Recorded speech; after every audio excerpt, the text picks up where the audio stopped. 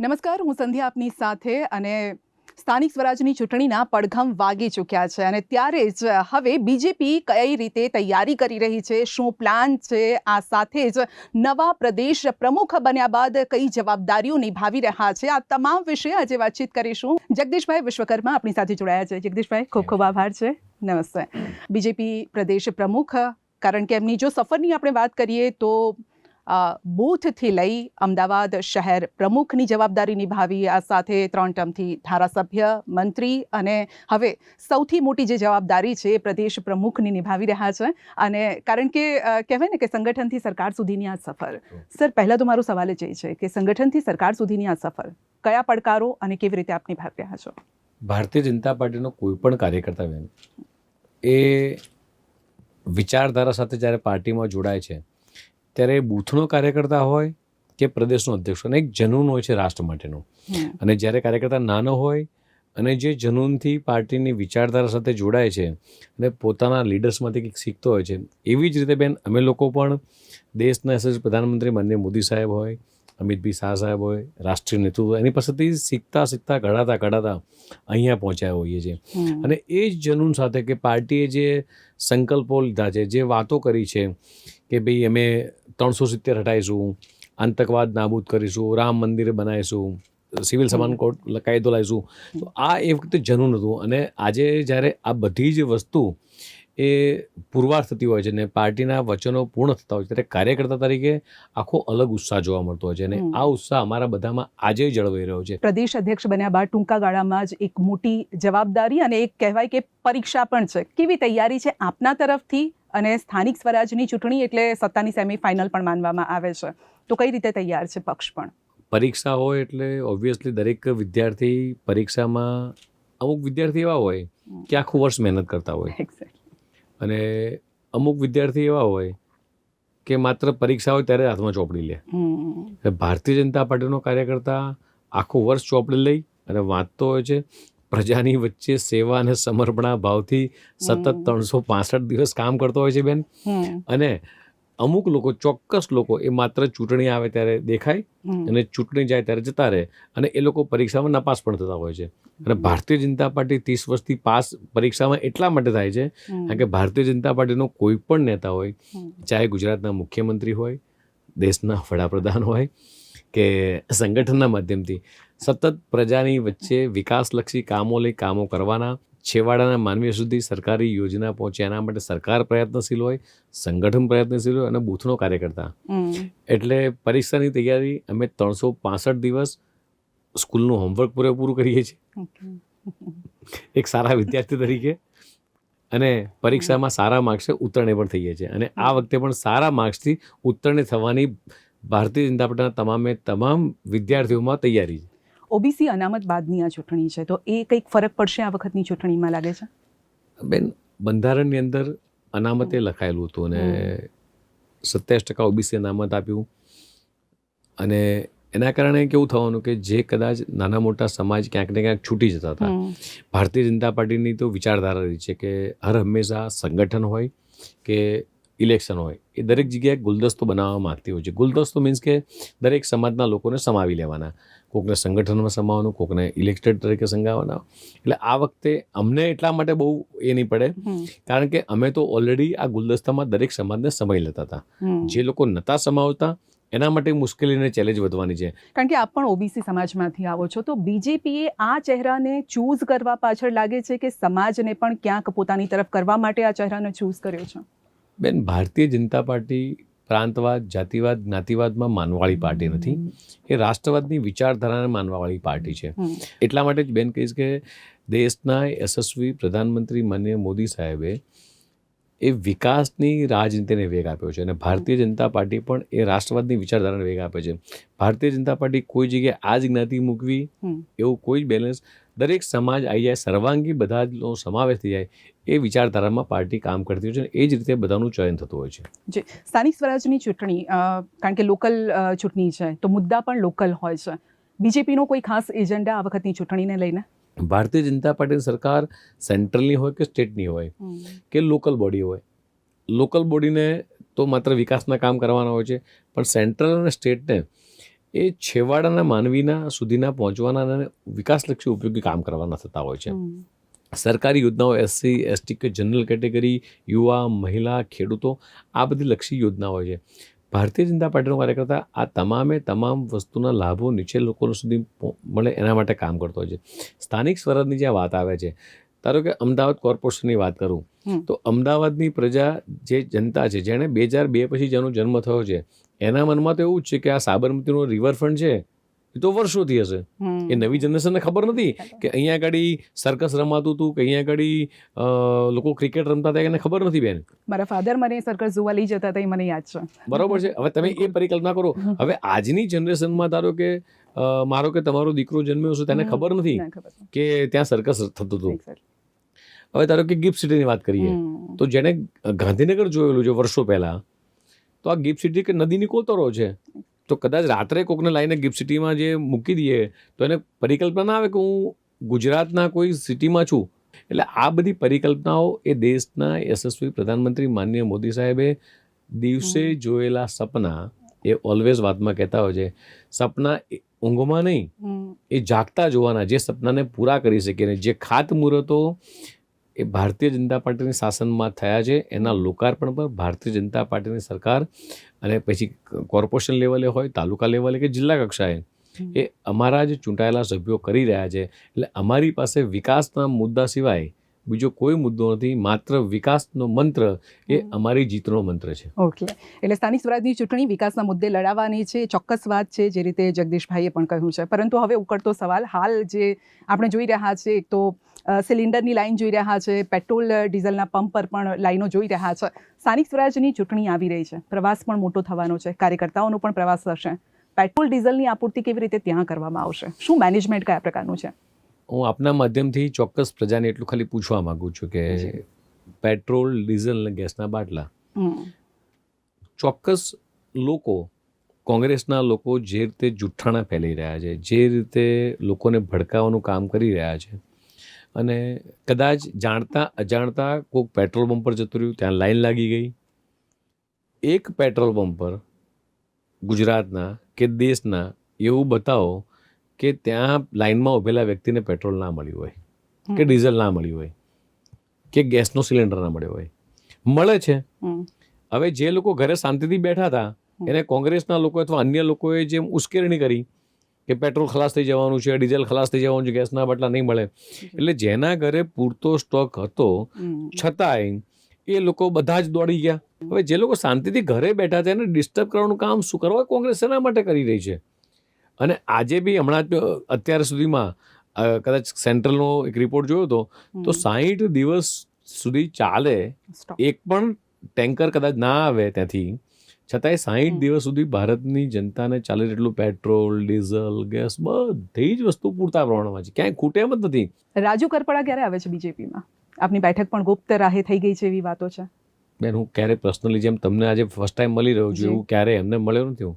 અચ્છા, પાર્ટીની કોઈ મીટિંગ થઈ ગઈ હોય, પાર્ટીના કોઈ લોકો સાથે પાર્ટીના એક પણ કાર્યકર્તા પાર્ટીમાં મીટિંગ કરે તો કે હું કરીએ કે અમારા સંગઠન મહામંત્રી કરે કે મારા 4 મહામંત્રી કરે, અમારા 6 માંથી કોઈ મળ્યું નથી બેન. એટલે આવે છે કે નથી આવતો? મારો સવાલ હું તમને એ જ કહું છું, જેમ આપણે બંને જણા ઓન સ્ક્રીન ટીવી પર આજે મળીએ છીએ, એ ટીવી જોઈ રહ્યું છે, એમ હું કોઈ રાજુ કરપડાને હું વ્યક્તિગત મળ્યો નથી ક્યારેય. અચ્છા, પણ મારા સવાલનો જવાબ નથી મળ્યો કે બીજેપીમાં આવશે કે નહીં આવે. એ અંગે કોઈ ચર્ચા વિચારણા પણ ચાલતી હોય ને? હું આપને એ જ કહું છું બેન કે હું જે વ્યક્તિને ક્યારેય મળ્યો નથી. ઓકે, બરોબર છે. મને એના મનની વાત ક્યાંથી ખ્યાલ આવે? ઓકે, એટલે અત્યારે નરોવા કુંજરોવા જેવી વાત મને ખબર જ નથી, પણ ક્યારે મારે મળવાનું થયું નથી બેન. કિરીટભાઈને લાવી રહ્યા છો 2027ની ચૂંટણીમાં, કોંગ્રેસ નહીં પરંતુ બીજેપીની ટિકિટ પર ચૂંટણી લડે, કારણ કે આપણે વખાણ કર્યા હતા કિરીટભાઈ પટેલના, એટલા માટે. એવું છે કે ત્યાં આગળ સ્થાનિક કક્ષાએ મારે જવાનું થયું હતું, અને કોંગ્રેસની અંદર જે રીતે ત્યાં સ્થાનિક ખેંચતાણ ચાલી રહી છે. કોંગ્રેસ આજે પરિવારવાદની પાર્ટી તો છે જ, પણ આજે કોંગ્રેસની અંદર કોઈ પણ વિઝનરી નેતા નથી. કોંગ્રેસ પાસે આજે જે પરિસ્થિતિ સર્જાણી છે, નેતાઓનું વેક્યુમ સર્જાણું છે, અને જેટલા પણ લીડર્સ છે જે છે એ અંદરો ઝઘડી રહ્યા છે. અને આ પરિસ્થિતિમાં કિરીટભાઈને જેટલો પણ હું ઓળખું છું એ ત્યાંના સ્થાનિક ધારાસભ્ય છે. ધારાસભ્ય તરીકે મારી જોડે રજૂઆત કરવા આવતા હોય એટલે ત્યાં સ્વાભાવિક ગયા હોય તો આપણને નામ યાદ આવે, બીજું કંઈ છે નહીં બેન એમાં.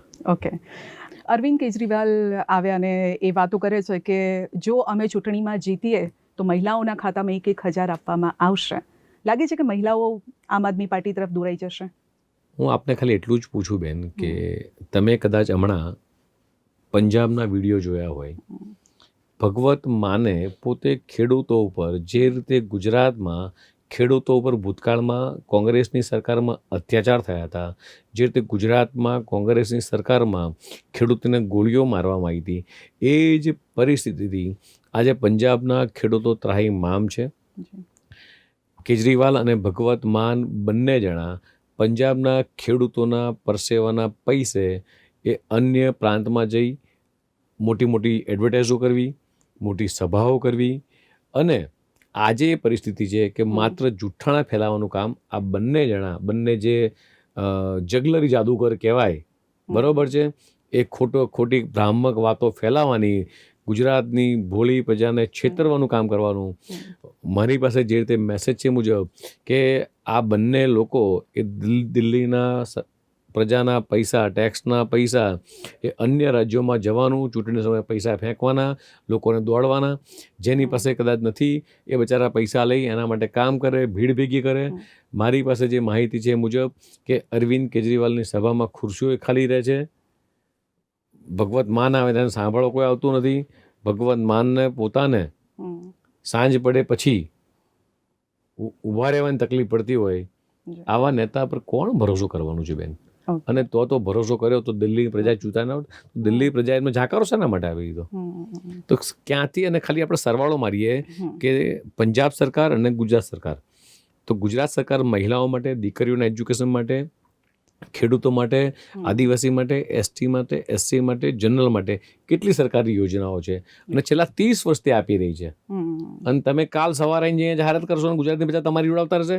ગુજરાતની બહેનો એવી 1000 રૂપિયા લેવા માટે ક્યાંય એવી ખોટી જગ્યાએ જાય એમ નથી. એટલે ગુજરાતની બહેનો પર એમને ચોક્કસ ભરોસો છે. દેશના યશસ્વી પ્રધાનમંત્રી માનનીય મોદી સાહેબ ઉપર, ગુજરાતના મુખ્યમંત્રી માનનીય ભૂપેન્દ્રભાઈ પટેલ ઉપર ભરોસો છે, ભારતીય જનતા પાર્ટી પર ગુજરાતની મહિલાઓને ભરોસો છે. અને મને પોતાને એઝ અ પ્રદેશ અધ્યક્ષ મારી ગુજરાતની બહેનો અને માતાઓ પર મને 100% ગર્વ છે. યુસીસીને લઈને મોટું કામ કર્યું છે, દેશમાં વાહવાહી પણ થઈ ગઈ છે કારણ કે સેકન્ડ રાજ્ય બન્યું છે આપણું. પરંતુ કેટલાક લોકો એનો વિરોધ પણ કરી રહ્યા છે. એક એક્ઝામ્પલ આપું, ઇમરાન ખેડાવાલા કહી રહ્યા છે કે અમારા ધર્મની આ વિરુદ્ધ છે. આવા લોકોની કેવી રીતે ગળે વાત ઉતારવામાં આવશે? આ જ વિરોધ એક વખતના કોંગ્રેસના વડાપ્રધાન નહેરુ પોતે કહેતા હતા કે ઇતની જલ્દી ક્યાં હૈ. બરાબર છે. આપને કદાચ ક્યારેક મળવાનું થાય તો આપ પણ કોંગ્રેસનું પૂછજો કે આનો યોગ્ય સમય કયો, યુસીસી લાવવાનો યોગ્ય સમય કયો. દેશમાં ઉત્તરાખંડ પછી આ બીજું રાજ્ય ગુજરાત એવું બન્યું છે કે જ્યાં યુસીસી આપણે સારી રીતે એક્ઝિક્યુટ કરી શક્યા છીએ. હવે રાજ્યની 6.5 કરોડ મહિલાઓની સુરક્ષાની વાત હોય રાજ્યની, તો એ હિતની વાત છે, ખોટી વાત છે. એ બહેનોને, ભોળી બહેનોને ધારો કે છેતરી નાખે. ઇમરાન ખેડાવાલાને આપણે એટલું જ પૂછવું છે કે આપ તમારા ઘરે બહેન કે દીકરી હોય તો એને ભોળી છેતરી નામ બદલીને કોઈ લગ્ન કરી નાખે અને પછી એમ કહી દે કે તલાક તલાક તલાક, એટલે માત્ર 3 શબ્દ બોલવાથી આ તલાક આપી દેવાય. તો એ બહેન કે દીકરીને જ્યાં એના પોતાના દીકરા છે એના ફ્યુચરનું ભવિષ્યનું શું? સરકારે કદાચ કોઈ પણ બહેન દીકરી માટે આ સિક્યુરિટી સિસ્ટમ ગોઠવી છે, યુસીસી સિવિલ સમાન કોડ લાવી છે, તો એ ફાયદાની વાત છે, નુકસાનની વાત છે? આ જ વાત લઈ ઇમરાનભાઈ પોતે ખાલી બહેનોને જઈને મત પૂછી લે. જે બહેનોની રક્ષાની વાત કરે છે ફક્ત બહેનોને મત પૂછી લે. અને એ માત્ર હિન્દુ બહેનો નહીં, એમની લઘુમતી સમાજની બહેનોને મત પૂછી લે. ત્યાં કાયદો સારા માટે છે, ખરાબ માટે છે, એનો જવાબ એમની બહેનો એમના આવનારા દિવસોમાં ચોક્કસ આપશે બેન. બિલકુલ. બીજેપીની વાત કરીએ તો છેલ્લી ચૂંટણીઓમાં પણ આપણે જોયું છે, જો કે આપનો એજન્ડા પણ રહેતો હોય છે દરેક ચૂંટણી વખતે આદિવાસી સમાજને પણ પોતાની પડખે લઈને ચાલવાનો. રાહુલ ગાંધી કહી રહ્યા છે કે આરએસએસ અને બીજેપી એવું કહી રહી છે કે આદિવાસીઓને વનવાસી, આ એક નવો શબ્દ આપ્યો છે ને જેનાથી એ કમ્પ્લીટ અગેન્સ્ટ છે. એટલે એમનું જે કોટ છે, હું આપને ખાલી કહેવા ઈચ્છી રહી છું, એમનો કોટ છે કે તમે વનવાસી બનો, હક ન માંગો, બાળકો માટે શિક્ષણ ન લો, તમે જંગલમાં રહો અને જંગલ ખતમ થઈ જાય પછી મજૂરી કરો. આ સેન્ટેન્સ ઉપર આપ શું કહેવા ઈચ્છો? કારણ કે એમને અલગ દિશામાં લઈ જવાના પ્રયત્નો થતા હોય એવું લાગે છે આપને? મને એવું લાગે છે કે રાહુલ ગાંધીની જે સ્પીચ લખતા હશે, સ્ક્રિપ્ટ લખતા હશે અથવા એમના સલાહકાર હશે, એ કદાચ ગુજરાતના નહીં હોય, અન્ય પ્રાંતના હશે. કારણ કે ગુજરાતની અંદર આ આદિવાસી સમુદાયના લોકોને જેટલો બેનિફિટ રાજ્ય સરકારે આપ્યો છે, જેટલી પણ રાજ્ય સરકારે સ્કીમ આપી છે, જેટલા પણ આદિવાસી સમુદાયના લોકો એજ્યુકેટ થયા છે, એટલા કદાચ અન્ય રાજ્યોમાં નહીં થયા હોય. આજે આપ જોઈ રહ્યા છો કે ગુજરાત રાજ્યની અંદર 27માંથી 23 જેટલા આદિવાસી ધારાસભ્યો પણ છે. જિલ્લા પંચાયત હોય, તાલુકા પંચાયત હોય, લોકલ બોડીમાં પણ એ દરેક જગ્યાએ આદિવાસી સમુદાયનો વ્યક્તિ આજે છે. ઇવન ભારતીય જનતા પાર્ટીના સંગઠનની અંદર પણ સારામાં સારી જગ્યાએ આદિવાસી સમુદાયના લોકો મેં મૂકેલા છે. સાથે બધા જ લીટ ભણેલા ઘણા લોકો, ગ્રેજ્યુએટ લોકો છે. અમે અમારા સંગઠન મહામંત્રી જ્યારે બેઠા હતા, ચર્ચા ચાલતી હતી, ત્યારે મારા જે ટ્રાઇબલના જિલ્લા છે એ ટ્રાઇબલના જિલ્લાના સંગઠનમાં પણ બધા જ એજ્યુકેટેડ લોકો અંદર આવી રહ્યા છે. એનો મતલબ શું થયો કે સારામાં સારું એજ્યુકેશન એ ભારતીય જનતા પાર્ટીની સરકારમાં છેલ્લા 30 વર્ષના શાસનમાં ગુજરાતમાં મળ્યું છે. અને માત્ર ગુજરાતના મોટા શહેરોમાં નહીં, પણ ગુજરાતનો સર્વાંગી વિકાસ થયો છે. એવા કયા રાજ્યના મુખ્યમંત્રી છે? રાહુલ ગાંધીને એટલું જ પૂછીએ કે તમારા કોંગ્રેસ શાસનમાં એક મુખ્યમંત્રી અમને બતાવી દો, અથવા એક નેતા એવા બતાવી દો કે ગામડામાં જઈ અને આદિવાસીની દીકરી હોય, એસસી સમાજની દીકરી હોય, એની આંગળીએ પકડી અને સ્કૂલે મૂકવા ગયા, મારી દીકરીએ ભણવી જોઈએ, એવો એક દાખલો બતાવી દો. આજે માન્ય મોદી સાહેબે શરૂ કરેલી આ પરંપરા એ ગુજરાતના મુખ્યમંત્રી માન્ય ભૂપેન્દ્રભાઈ હોય કે હું હોઉં કે દરેક ધારાસભ્ય, MP, એ શાળા પ્રવેશ મહોત્સવ આજે જે મોદી સાહેબે શરૂ કર્યો હતો, અને એ પરંપરાને અમે શરૂ રાખી છે અને દીકરીઓને સ્કૂલે ભણવા મૂક્યા છીએ.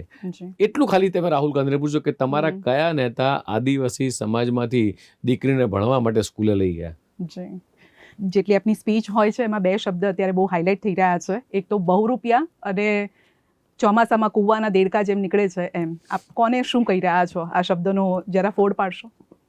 ચૂંટણી આવે ત્યારે દેખાય, ચૂંટણી જાય એટલે જતા રહે.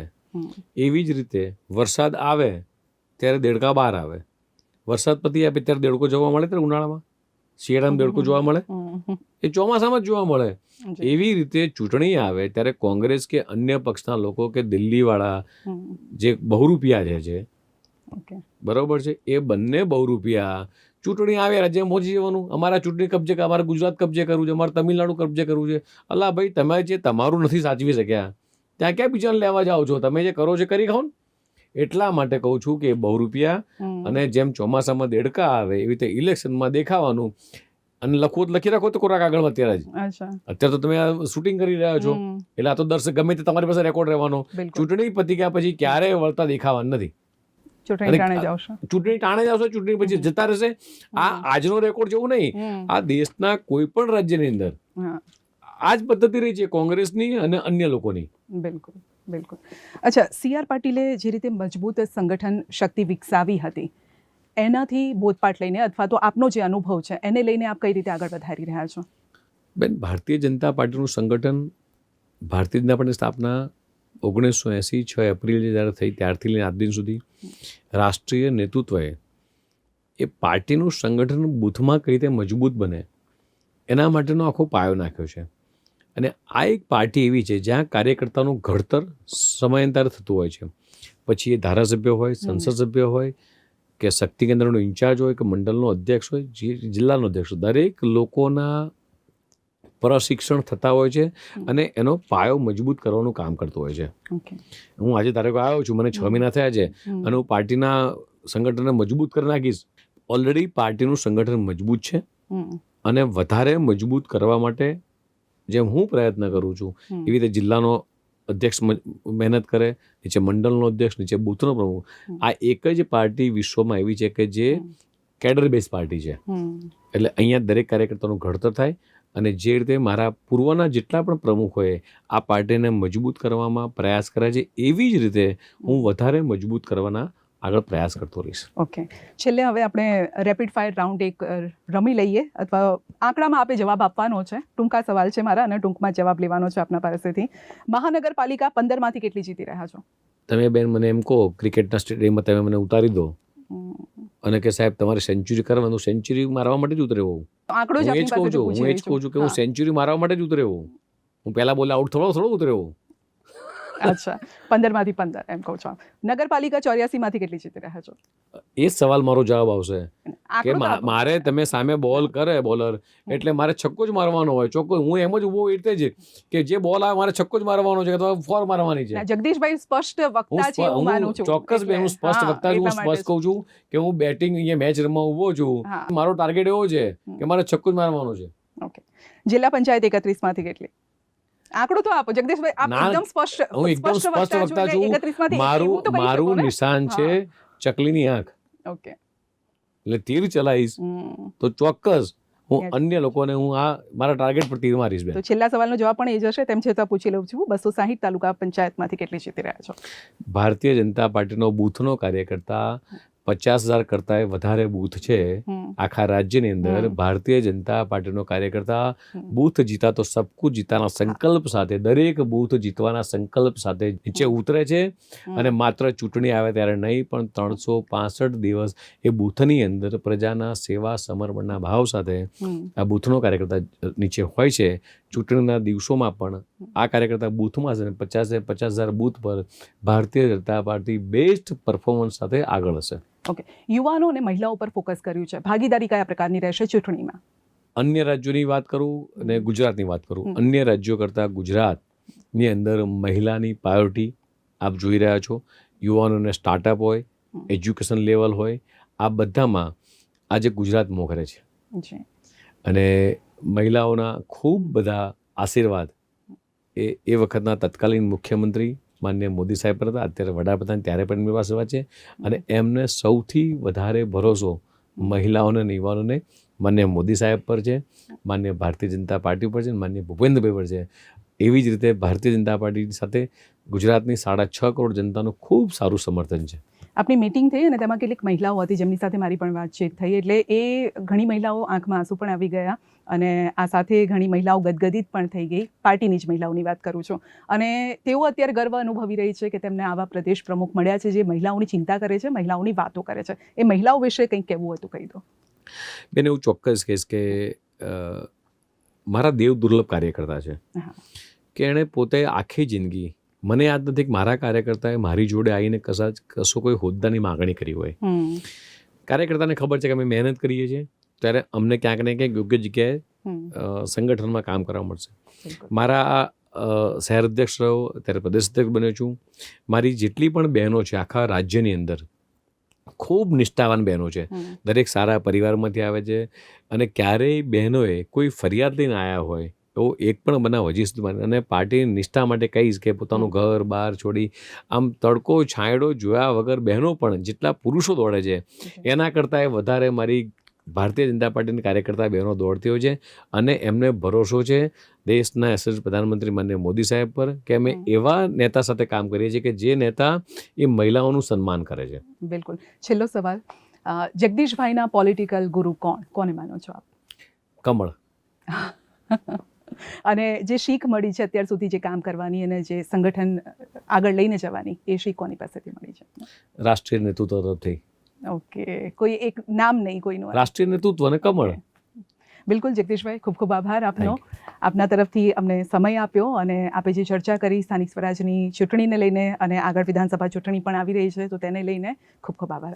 Thank you. તો જગદીશભાઈ વિશ્વકર્મા, ઘણા બધા મુદ્દે આજે આપણે ચર્ચા કરી છે અને હવે મેદાનમાં ઉતરવાનું છે. પરીક્ષા બધાની છે, પરીક્ષા એમની પણ છે અને કાર્યકર્તાઓની પણ છે. જોવાનું રહેશે કોણ આગળ વધે છે, કેટલા નંબર સાથે આગળ વધે છે. જો કે આંકડા એમણે નથી આપ્યા, આંકડા અમે આપીશું જ્યારે આવશે ત્યારે. નમસ્કાર.